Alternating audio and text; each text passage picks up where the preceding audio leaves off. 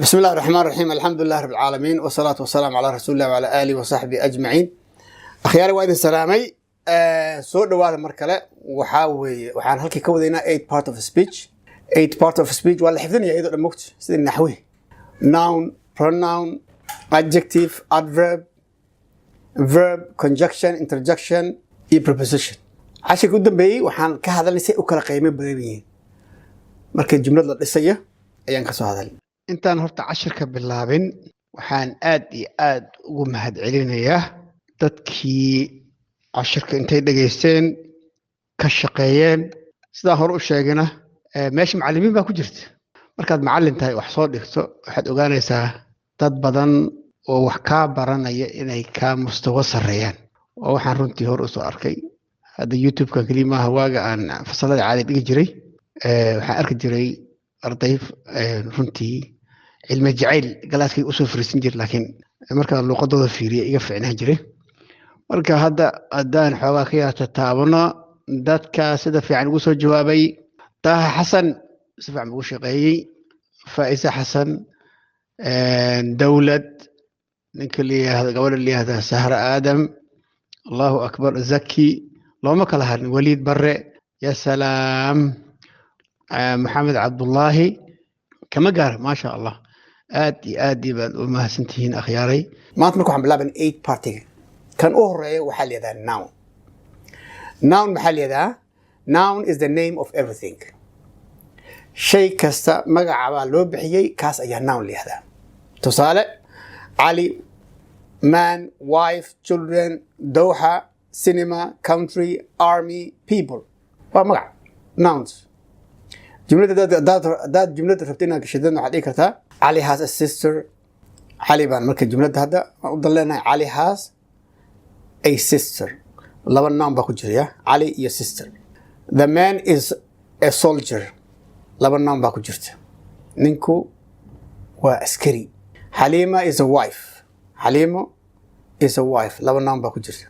The children have toys. carruurtu waxay leeyihiin waxay haystaan toy. laba noun baa ku jirta. Dooxa is a city. dooxa waa caasimad. city iyo dooxa waa laba magac. The cinema is in Xamarweyne. cineemadu waxay ku dhex taallaa Xamarweyne. cinema iyo Xamarweyne waa laba noun. Somalia is a country. Somalia waa wadan. laba noun baa ku jirta, Somalia iyo country. The army has guns. ciidamadu waxay haystaan hub. laba noun baa ku jirta oo ah army iyo guns. The people are angry. dadku waa xanaaqsan yihiin. hal noun baa ku jirta oo ah the people. magaca muhiimadiisa waa aragnay, jumlada lagu bilaabi karaa soo ma? inuu noun yahay maxaad ku garanaysaa marka? 8 part of speech-ka waxaad la tacaamulaysaa qaamuuska.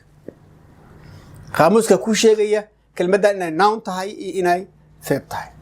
laakiin haddaad wax akhrinaysid waxaad ka ogaan kartaa jumladda meeshay kaga jirta. mar haddii lagu bilaabay waxaad le wallaahi nounku wuxuu ka mid yahay ereyada wax lagu bilaabo. marka taasi waa faham. nounka haddaba seen qaamuuska u raadinayna marka. qaamuuska hadda ayaamaha waxa ugu fiican kan electroniga. kelmaddii baad aragtay aad ku qoraysaa. markaad مثلا tusaale ahaan kelmadda country baan rabaa inaan qaamuus ka raadino. markaad ku qorto wuxuu kuu soo saarayaa 8 part of speech bahda ay ka tahay noun oo kaamil ah ama n keliya ku soo qoraya. oo markaas loola jeedo waa 8 part of speech waxay ka tahay waa noun. sida loogu dhawaaqo pronunciation-ka kuu sheegayaa country. wuxuu kuu sheegayaa country hadday plural leedahay buu kuu sheegaya countries wuu ku qorayaa. waxaa kaloo kuu sheegayaa waxa la yidhaahdo inay countable tahay oo wax la xisaabin kara. country waa wax la tirin karo, wadamada la tirin karo soo ma ayuu kuu sheegay. markaas wuxuu bilaabay marka sharaxaad. waxay u tahay waa piece of land oo leh dowlad u gaar ah. waxaasuu kuu sheegaya tafaasiishaas. marka saas mararka qaarkood wuxuu ku dari karaa country wax loo isticmaali kare. kan hore ayaa asaas ah, laakiin country waxyaabo kale loo isticmaali karaa. country music, country club, waxyaabo kale lagu dari karaa. markaas macnihi waa isbedelay. county waddanka ay raadinaysa maahane wax kale noqdo laakiin weli still waa noun la soco marka qaamuuska ayaad had iyo jeer wax ka raadinaysaa haddaba nounska qaybo badan buu leeyahay 4 qaybood buu leeyahay laakiin laba ugu muhiimsan afarta qaybood waxay kala yihiin proper noun common noun abstract noun collective noun proper nounka waa magacyada meelaha goonida sida Aadam Soomaaliya Dowxa meel gooni ba iskale ama qof gooni ba iskale ama shay gooni ba iskale wax dad ka dhaxeema waxa ka soo horjeeda common nounka cid gooni u lama jirto teacher baa iri Aadam waa teacher adiga teacher baa tahay gabadhan waa teacher macallimiin baa adduunka jira teacher qof gooni ma laha student waa nafs shay soldier police waxa soo dhan waa common noun abstract noun waa magacyada xawaasista aan lagu dareemin shanta dareenka aan lagu dareemin lama orin karo lama arki karo sida love death sincerity ereydaas oo dhan waa magacyo laakiin kuwa la arka ma collective noun kana waa magacyo la soo aruuriyay committee baa tiri dad ba inta soo arnaa waxaan leeyahay committee family baa leeyahay family hadda 100 qof yihiin hadday 2 qof yihiin waa family marka waa collective noun baa leeyahay isku dar common nounka iyo abstract noun iyo collective nounka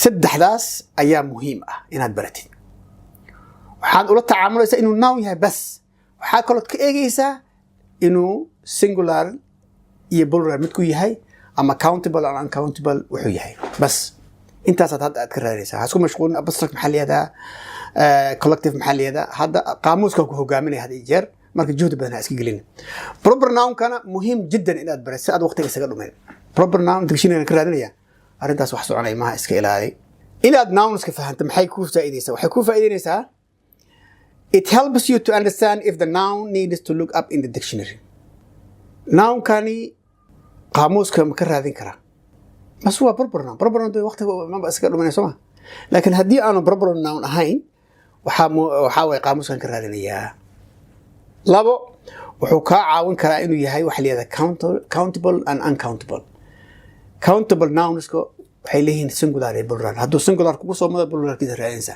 laakiin hadduu kale uncountable waqti iska dhumanin singular plural ma laha plural ma laha okay waxa kale uu ku sheegayaa oo aad gacan ka siinaya inaad nounka la tacaamusho wuxuu ku sheegayaa ama aad fahmi kartaa okay noun waa yahay laakiin hadhow talow 8 part of a speech kala muu leeyahay ama noun ama verb noqon karaa ama adjective noqon karaa ama noqon karaa maxaa la noun waa ku haysaa soma verb buu yeelan karaa wuxuu kala yeelan karaa adjective yeelan karaa wuxuu yeelan karaa adverb marka maadaama aad garatay noun macno leh singular plural mid ku yahay aad ogaatay haddana waxa inaad raadaysaa inuu leeyahay the other parts of eight parts of a speech waxaa kaloo ina muhiim ah inaad baratid qoraalka proper noun had iyo jeer waxay ka bilaabmaan capital letters haddaadan ku baraarugsaneen proper noun iyo habka loola tacaamilo spellingka tad u qaldaysaa marka waxaa soo dhan marka loo eego nounka waa muhiim jiddan inta waxa ku dartaa jumlada meesha uu ka galo horaan ugu soo hadalnay arrintaas waxaa kaloo ina muhiim ah oo on hadda ka boodnay sababtoo hadda waxaan la hadlayaa arday mustawahooda u sareeyo laakiin markaad luqadda hoos ka soo bilowdo waxaa lagu dhigayaa singular iyo plural iyo countable iyo uncountable iyo masculine iyo feminine iyo lab iyo dhadig definite and indefinite articles definite noun and indefinite noun waa taqaanaa magacyada la raaciyo the an a magarat waxaasoo dhan baad hore u taqaanaa waa muhiim noonka haddaadan waxaan hore haddaad usoo marin waana dib ugu noqotaa waxaa kaloo muhiim ah nounka markii wuxuu leeyahay marka plural aad samaynaysa regular and irregular wax la yihahda ayuu leeyahay marka waxyaabahaas oo dhan waxaan atamanaa inaad hore usoo qaadateen oo aad waxaa ay intaan dhammaystiran idin tahay marka intaas waa inta ugu muhiimsan inaad noun ka fahantid waxaa hadda muhiim ah inaad barato noun dictionary baad ku qoraysaa tag horuu kaaga soo boodaya. Haddaba hadda waxaan samaynaynaa marka homework. Ereydan highlight-ka leh ee meesha ku jira ayaa waxaad sheegaysaa noun-ka ku jira ayaad sheegaysaa. Ereyda dhan maaha kuwa noun-ka kuwa highlight-ka ah ma proper noun ba ma common noun ba ma collective noun ba ma abstractive noun ba. مثلا جملة كوباد Jane goes to a medical school. Jane waxay aadaa medical school caafimaadka ka shaqeeya. Jane noun waa tahay laakiin noocay tahay laga rabaa. The man has a strong belief. Ninka wuxuu leeyahay caqiido fiican. Belief kelmadda belief liyaado ma abstractive ma collective noun adiga laga rabaa. City Mall has restaurants. City Mall waxay leedahay mataacim. Halima is my daughter. Halima waa gabadhayda. gabadh aan dhalay yani. The teacher is Somali. Macalinku waa teacher waa Somali. The driver is tired. Darawalku wuu daalan yahay. Truth is important. Truth is important. Runtu waa muhiim. He is our president. Isagu waa madaxweynahayaga. He can hide his anger. xanaaqiisu wuu qarin karaa. The team has 3 players. Teamka wuxuu leeyahay 3 laacibiin ah. Ereyadaas waxaan rajaynayaa inaad si fiican aad ugu shaqayn kartaan oo aad commentiga ku bakhaylina isku day inaad ka shaqaysaan. haddaad taqaanana commentiga dad kale u anfacaya.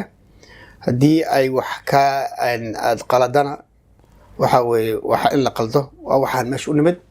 بارك الله فيكم والسلام عليكم ورحمة الله وبركاته.